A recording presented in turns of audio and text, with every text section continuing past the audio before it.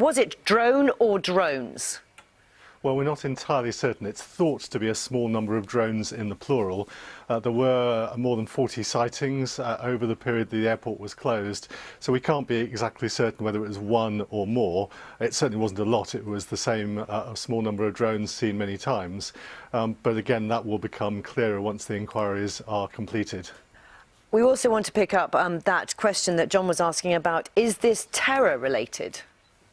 Well, it's a different kind of disruption. I mean, it's certainly, there's no evidence that it is terror-related in the conventional sense, not linked, as far as we're aware, to an international terrorist group.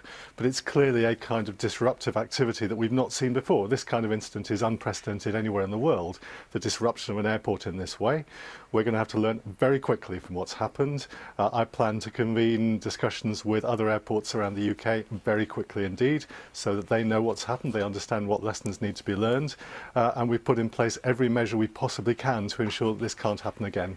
Have you? What measures have you put in place that will make a difference, for example, today? Well, what's happening on the ground is a mix of measures taken to give confidence that aircraft can be safe. I'm not going to talk in detail about all of those. Some of those are military capabilities. As you'll be aware, the military have been there and involved in trying to sort this out. But clearly there are a range of measures which are there today which should give passengers confidence that they are safe to fly. Why have you waited until this happened for those measures to be put in place?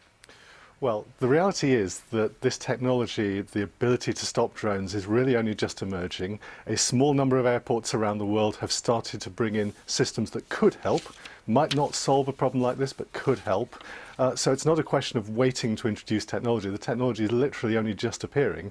One of the things we're going to have to learn from this is what the existing technology can do, what else needs to be done. But there certainly isn't a straightforward commercial off-the-shelf solution that automatically solves all problems. And we understand that you have been warned by MPs of the dangers. So that what I want to get to the bottom of is, why has this not been taken more seriously?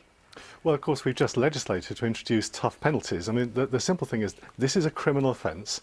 The people who carried it out are liable to get several years in prison.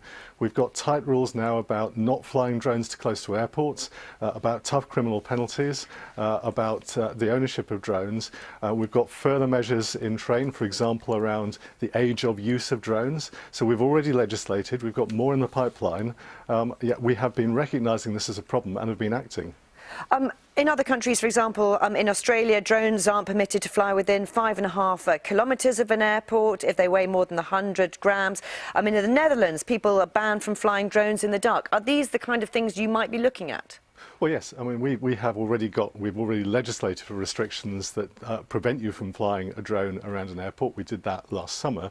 But of course, this is a criminal act. Simply having a law that says you can't do it doesn't stop a criminal from doing it. And so this is about making sure that we've got the right laws in place. I think we've made a start on that, but we're going to have to learn further lessons and say, what else might we need to do?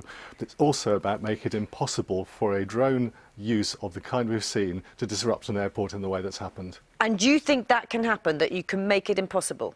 Well, we're going to have to. The technology is moving fast in this area. There are systems emerging now that can help. Clearly, there are military systems that can help, but we're going to have to work together with all the airports to make sure that we've got systems that give them comfort that planes can fly. Right. Are passengers safe today? And I'm not talking just about Gatwick. I think passengers are safe. A lot of detailed work has been done. The decisions taken by the airport are that they are confident that passengers are now safe. They would not have taken that decision if they were not confident. The reason the airport's been closed for 36 hours is because they were not confident it was safe to fly. They are now. OK, you've talked about it being sophisticated. What can you tell us about who might be behind it? Well, we genuinely don't know at the moment. There's a lot of speculation. You speculated at the moment about an environmental protest. Of course, that is a possibility. But we won't know until the police have finished their inquiries and have found the people responsible. OK, Chris Grayling, Transport Secretary, thanks for your time this morning. Thank you.